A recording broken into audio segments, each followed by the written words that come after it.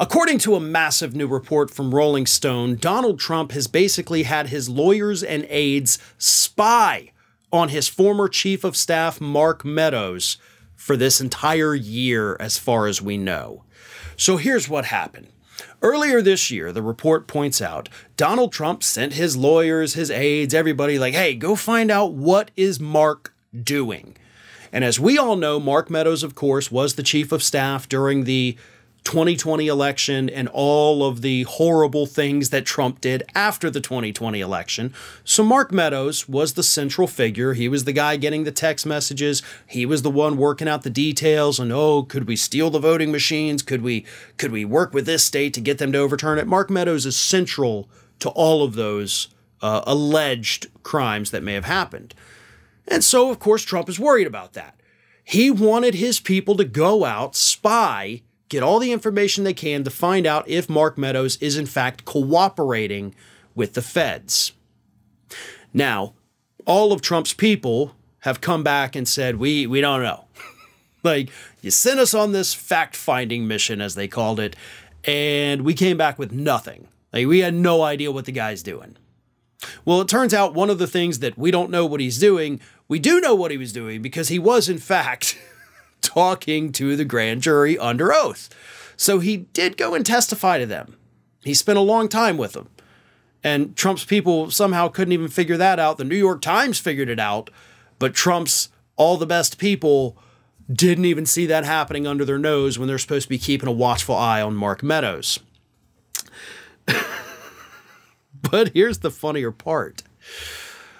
Last year, Mark Meadows, according to sources in Trump world, became terrified that Trump and his people were going to make Meadows the fall guy for everything that happened in the run-up to January 6th and all the attempts to overturn the election.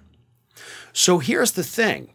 If Mark Meadows believed that Donald Trump was going to throw him under the bus, then Meadows at that point would go into self-preservation mode, right? Like, I'm not going to be the guy to take the fall for all of this. So what can I do to save myself?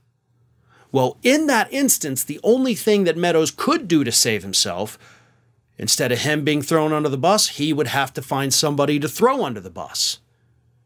There's only one guy ahead of Mark Meadows. And that is Donald Trump, right? It went Trump, Meadows, all the underlings. So if Meadows was going to work out any kind of deal with the feds and cooperate with them, the only person that he could turn on would be Donald Trump. And if he believed that Trump was ready to turn on him and make it all look like his fault, he would rush to the special grand jury to tell them that, no, here's what happened. Like, it was Trump's fault. He made us do this. He directed it. It all came from the top.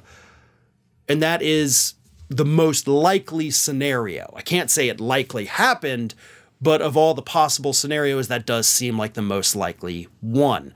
If Meadows thought they were going to flip on him, he was going to flip on them first. So Trump does have a reason to worry.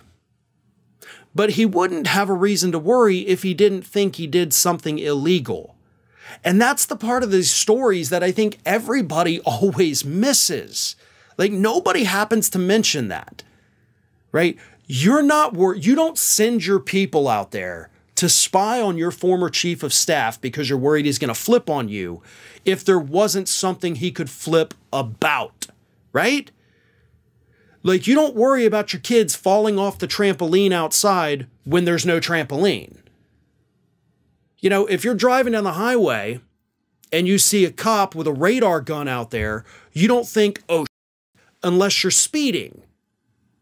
So that's kind of what we're dealing with here with Donald Trump. He's worried about something because he knows there's something. And to me, that's the biggest part of the story. He knows that people have intelligence on him that they could give to the feds that would cause a lot of legal problems for him.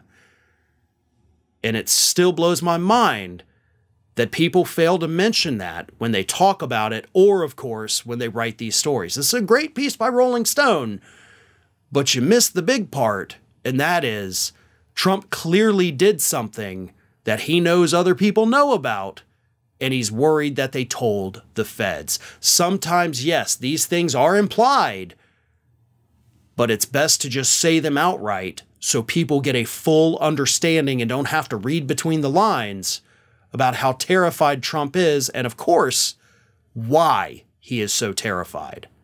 Hey everyone, this is Aspen. And did you know that for the low cost of $0 per day, you can subscribe to the Fair and Balanced YouTube channel? We also encourage you to like, comment, and share, but again, click that subscribe button and help Aspen not be so grumpy.